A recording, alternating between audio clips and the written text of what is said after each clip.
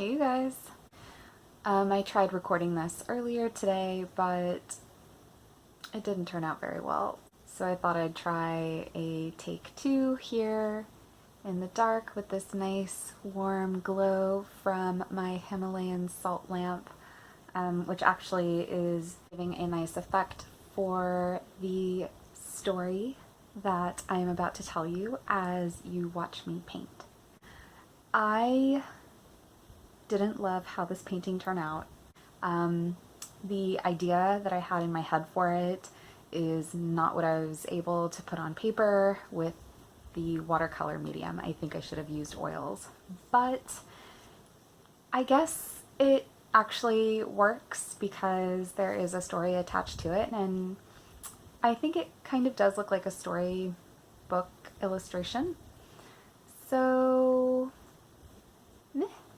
here we go. This story is called That One Time I Went to a Campsite and Almost Got to Camp. Some years ago, I went camping with my sister and her husband and my boyfriend at the time. And this was somewhere in Texas. They booked a site at a park. My sister and her husband go camping a lot. They love it. So this is the first time I'd ever been.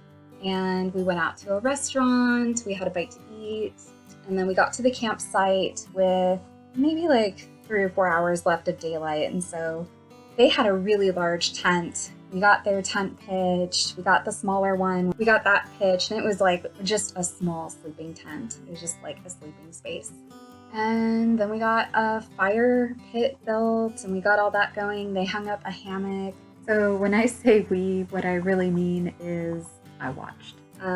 Not long after this first camping experience, I had to pitch a tent with a friend at a music festival, and that took forever.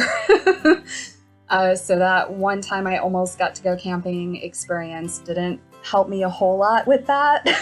Gosh, I think it took my friend and I like 2 hours to pitch that freaking tent. Anyway, so we kind of laugh at my sister and husband. They seem to have a bit of bad luck sometimes when they go camping. Not that they have a bad time camping, it's just a lot of the time the weather isn't very good or conducive for camping.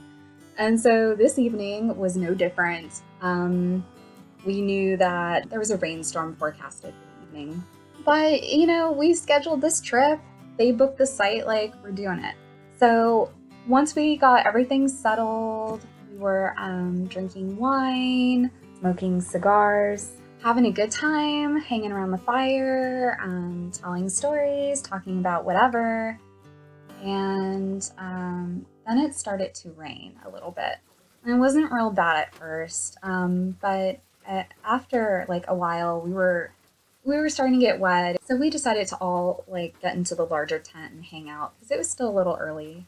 Well, the weather got progressively worse. Started thundering. It was like a lightning show. It started pouring on us. And when we were first pitching everything during the daylight, we did notice that our site was right next to a sewer drain. When you start seeing water cascading downward next to your tent into this drainage sewer, that was a little concerning. So my brother-in-law, he started worrying. Now, he's the most experienced camper in this story, and so with him being worried, I think that worried the rest of us. So he calls his dad. His dad's a big camper too. He's like, this is our situation. Do you have any advice? Like, he was kind of like, you know, if you feel unsafe, then get to a safer place. So ultimately, that's what we decided to do. I don't even know how long it had been pouring. But if you live in Texas or you've been to Texas, like, you know, it doesn't take long for flash flooding to occur. So we all piled into his car and abandoned our campsite. We just left the tents there. In the commotion of all this, I think some of us were laughing. I might have been laughing. I just thought, like, of of course, this unexpected thing would happen.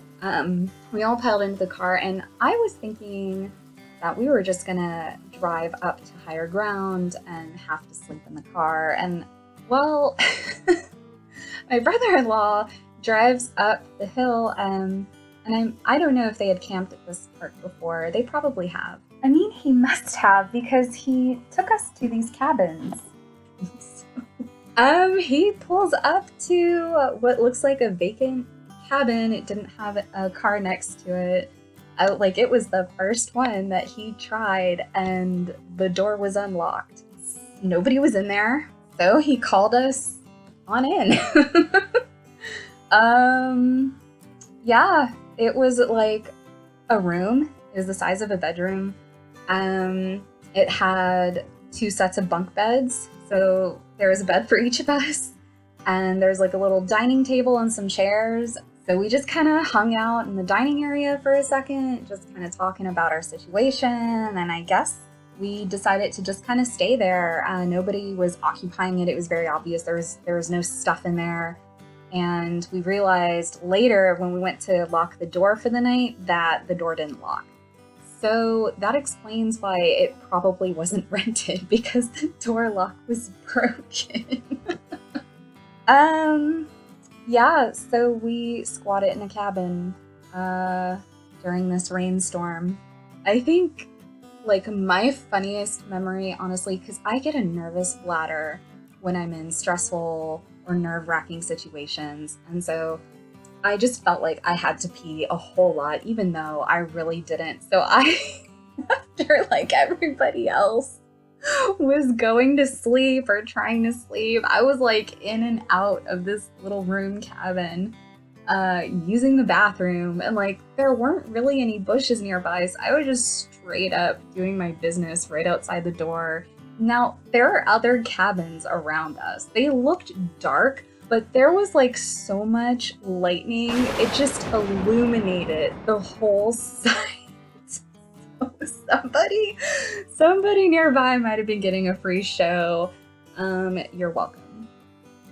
I finally fell asleep. Like, I'm not a good sleeper either. It takes me a long time to fall asleep. I actually take melatonin, and I also wear earplugs. So it's the next morning.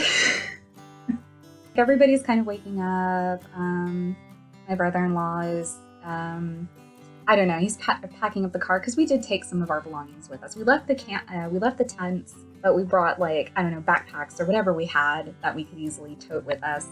And so he's putting that stuff in the car, and we're about to bounce back to the campsite, like, expecting the worst, expecting, like, the tents washed away, all of our stuff washed away, like, scattered. So we're packing up the car, we're about ready to leave. And like the mess hall of this little cabin community in the park was open, and it looked like they were about to start serving breakfast if they weren't already. And so there are people from the other cabins walking to this mess hall, and they're like waving at us like, "Good morning, hey neighbor, good morning." We're just like, we need to get the F out of here before these people realize, like, we didn't pay for this cabin. Bye. So we drive back down to the campsite, and amazingly enough, all of our stuff was still there. I don't think they were missing anything. I think my brother-in-law had some clothes that he accidentally left out, so those were like soaked. But yeah, we took everything down, wrapped it up, and again, when I say we, it was mostly my brother-in-law. Got the car packed up, and that was that. I think the worst thing of the whole experience was just how little sleep I got. My second experience ever trying to camp, as I mentioned before, was that music festival. It was very different, but in some ways it was also similar, because I didn't sleep very well, and I had to get up and go to the porta potty bathrooms like 5 times before I did actually pass out. Maybe someday I will get to go camping again and fully experience it the way it's meant to be experienced. Thanks for watching.